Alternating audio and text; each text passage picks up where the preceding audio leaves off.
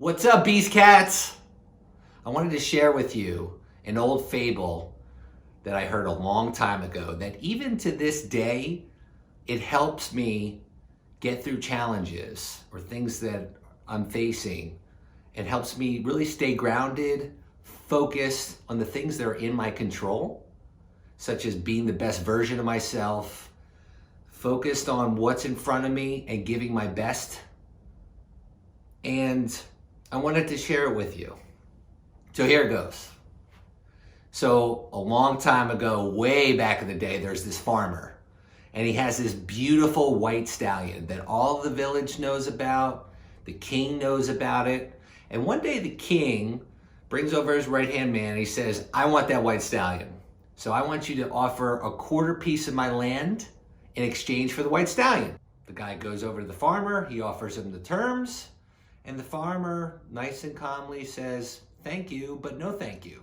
I love my white stallion, and I'm not willing to give him up. So the guy goes back, tells the king, and that afternoon, the white stallion got spooked and hops the fence. He's gone.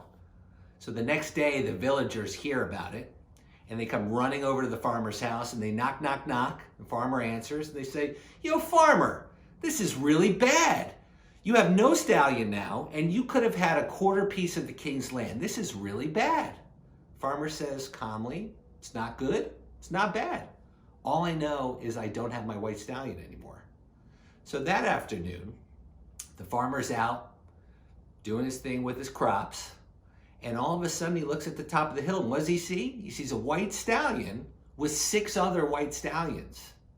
So he blows a whistle, which I can't do. They all come running down, galloping down, and he captures them. And now he's got 7 white stallions. So the villagers hear about it, and the next day, what do? They come running to his door, knock, knock, knock. Yo, farmer, this is really good. You got 7 white stallions now. Think about how much of the king's land you can get now with 7. This is really good. The farmer calmly says, it's not good, it's not bad. All I know is I have 7 white stallions. So that afternoon, his son is out trying to train the stallions. And 3 of them get out of control and pounce on his son. And his son breaks both of his legs. So the next day, the same thing. Villagers come, they hear about it. Knock, knock, knock. Yo, farmer. Yo, this is really bad. Your son broke both of his legs. What are you going to do? This is really bad. Farmer calmly says, it's not good. It's not bad. All I know is my son broke both of his legs. So finally, the next day, this horrible war breaks out, and both sides are being slaughtered. It's a horrible, horrible place to be. And the king runs out of men, so he needs to go door to door and draft more men for his army. So when he comes across the farmer's house, he can't take the son because he broke both of his legs, and he can't take the farmer because he's too old. So next day, finally, again, villagers hear about it. They go and they run and knock, knock, knock. Yo, farmer, this is really good. You and your son are alive today. You did not have to go to war. This is really good, right? The farmer again, it's not good. It's not bad. All I know is my son and I did not have to go to war. So the moral of the story, at least for me, is that we're constantly evaluating our lives and events in our lives, whether they're good or bad. And it's completely a waste of our time. It's completely futile. Because at the end of the day, we have no idea whether events are good or bad for us because we don't know what they'll lead to. So for me, a better idea is to focus on being the best version of yourself, focusing on the now and what's in front of you, and giving your best. That's something that's in our control.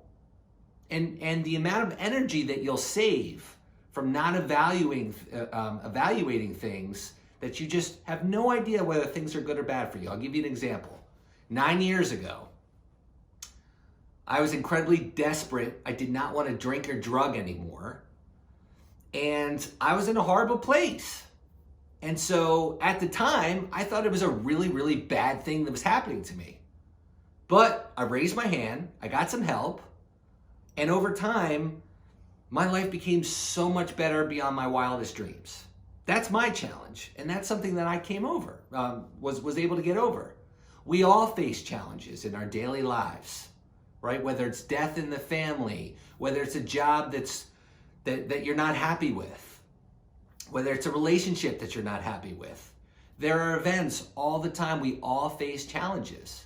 But if we just focus on the things that matter, what's in front of you, be your best, and be the best version of yourself, you're gonna be fine. So I challenge you, my friends, to be the best version of yourselves and focus on what's in front of you and give your best.